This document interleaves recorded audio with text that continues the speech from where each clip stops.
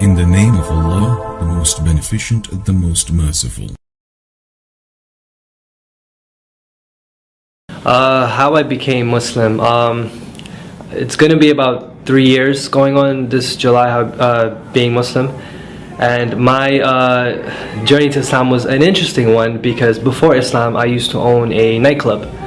And I had this nightclub for about 2 years. And I was 21 when I opened the nightclub.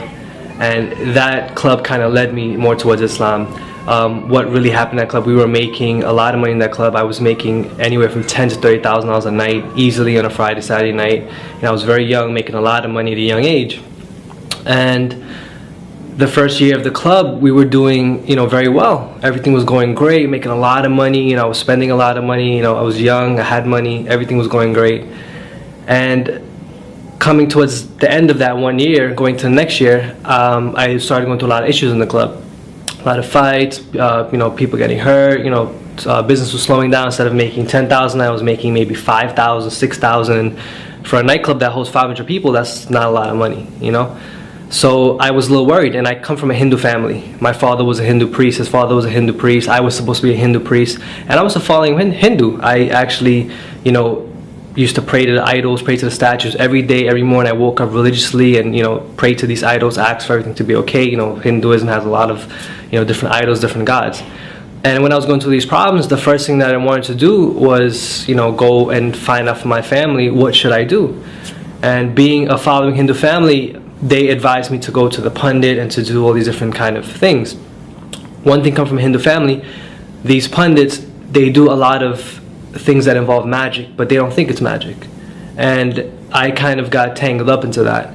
And when we was going through the issues in the nightclub, he advised me to do certain things. I was getting issues with the police officers. He advised me to do things dealing with mind control for these officers. He advised me to do things to bring people in the door. He told me there was like different kinds of the unseen world, the jinns messing with me from competition clubs that were doing this kind of magic to me and doing these things to bring me down to try to get this location from me. And business was basically falling.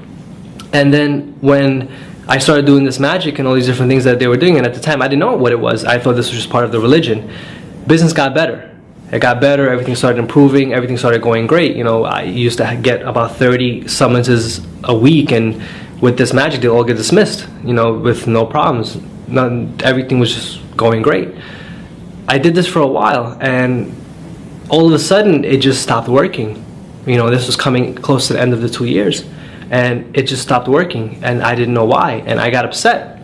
It came to the point where it was either I close the nightclub and lose over $800,000, or just fight and go to court and do all these different things, which I did. One weekend I spent over $30,000 in lawyers just, trying to fight, keep this place open. And then I just got fed up. I said, if I'm doing everything that my religion is telling me to do, if I'm praying to all these gods and doing all these things, why is this bad stuff happening to me? I said, I'm a good person, I follow all this stuff, and this is the main thing people say, I'm a good person, and I'm following all these things, why are these bad things happening to me? And I got frustrated, and I said, you know what, take the club. And I left it, and I closed it. And it just so happened a week before these stuff was happening, a friend who was very close with me was with me from the day the club opened. He disappeared for a while. And he was actually learning about Islam. And he showed up that week that all these things were happening to me. He said, what's up? What's going on? I said, everything's okay. Everything's, all these bad stuff is happening. He said, well, listen, I'm looking in this thing called Islam. I said, yeah, Islam, those Muslims, those terrorists, you looking into those things? He said, yeah, they're not what you think they are. I said, really? I said, all right, no problem. I kind of brushed him off, and I went about my business. But then when I finally decided to let the club go and just do all these things, I lost over $800,000. I lost a lot of money, and I was 23 at the time. I lost a lot of money at a young age, and that money is what I worked for. My family's not wealthy. Those were loans, those were credit cards, those were hustling, doing all these things just to get that money. And I got fed up. I said, if I'm doing all these things for God, I'm following God, why is these bad stuff happening to me? For a kid to go from making $10,000, $30,000 a night to be negative, it's hard. And I said, I'm following God, I'm doing all these things. Why did God leave me? And I said, I don't believe in God. That's it. So I started asking questions and say, you know what? If there's a God, I got to find out who this God is. Because right now I don't think there is a God, because I'm doing everything and it's not working. So I started going on this kind of religious quest, if you want to call it. and I started asking a lot of questions. You know, my father had a lot of like Bhagavad Gitas and all these different kinds of books in the house. I started researching them. I looked to Zakir Naik, all these different these da'is and stuff, and I noticed that in Hinduism, even though Hinduism has over 10, 20, 30 whatever gods that they have a god for everything. The scriptures itself, it says God is one, without a shape, without a partner, without anything. These scriptures say this: God has no shape, he has no form, he's a formless supreme being. He has no parents, he has no offsprings. And the Hindu scriptures say that, the Bhagavad Gita, the Upanishads, the Puranas, all scriptures say the exact same thing. But these Hindus, they're following a mythological story. This is what they're doing, and they teach us this, and we grew up with this. This is how I grew up. And I kind of got fed up. I said, okay, if this is not what it is, then what is it? Because I was taught that I'm the greatest of all because I was born a Hindu, and you can't just become a Hindu, you have to be born a Hindu. And I said, okay, if this is not it, let me look Christianity. I said, Christians are cool, they can eat beef, they can eat pork, they can all this stuff's kind of cool. Because I like to eat. So, I thought it was cool. So I looked into it.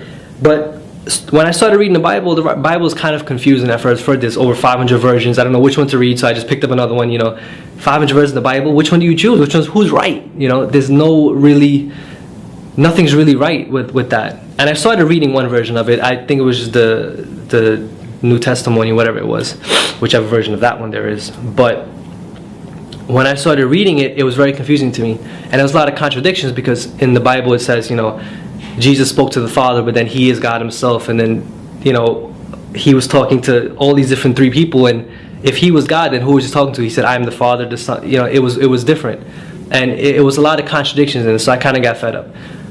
So I went back and I spoke to my friend who was looking into Islam, and he said, let's go check out, let's go get a Quran. So I went, I took a drive down to Brooklyn, and I picked up English translation of the Quran. And if you ever look at the Quran the first time, it's kind of confusing in English translation, because you don't know what's Baqarah, what's Fatiha, what's all these. So you don't know what this is. Like, why am I reading about a cow? What is all this stuff? So I just kind of opened it to some random page, and I don't remember the exact ayah. I have it written down, but what it basically, the ayah said to me was that it was we who pulled you from the sin in order that you may return to the straight path. If you revert to your sins, we shall revert to your punishment. We shall revert to our punishment. And I don't remember what ayah it was. I think it was Imran, but I'm not sure. But it spoke to me. It says, it is we who have pulled you from the sin in order that you may return to the straight path. If it wasn't for our favor upon you, you would have been in the same fire as them. And these are kind of like the context it said. And this is the first thing I ever read in the Quran. And it was just a random page. So I said, wow, what is this? So I started doing research. I started researching the miracles of the Quran, all these different things, and I came across something called the jinn. And then when I came across what the jinn was and these unseen creatures, and I figured out what I was doing was wrong, it intrigued me. I said, I didn't know this thing existed, because these pundits were telling you they were unseen beings, and they were dead people and spirits and all these crazy things. And when I finally learned what it was, I was like, man, that's interesting, and I can't believe I was doing that. And it talked about tying up the knots and all these different things that we were involved with. And I intrigued me, and I kind of decided to start reading more, researching more, and doing all these different things. And one day I just finally decided to take my Shahada. And it's funny, because when I took my Shahada, the day I was going to take my Shahada, for a new Muslim, it's weird, because the moment you're going to take a Shahada, all these doubts come into your mind. I told my father's, he was screaming at me, he was upset, he didn't talk to me. And I was like, should I do this? Like, I'm changing my whole life. What am I going to do? What am I going to do? And it's all these doubts come into your mind. You don't know what you're going to do, if you're doing the right thing. And I said, let me just do it. And I did it, I did it in a different circumstance, in the incorrect circumstance, but I did it. And the time that I did it, it was like it was the best feeling I ever had. It was like the shaitan was coming to me, telling me, don't do it, don't do it. I remember that night, I felt so relaxed, so free. It was like a feeling I can't even explain. And my wife also became Muslim. I was with her before that. She is going to be 2 years Muslim now, this June. And it was funny, from that club, I became Muslim. My wife, she used to work for me at the club, she became Muslim. We had one of the dancers from the club became Muslim, and my friend became Muslim.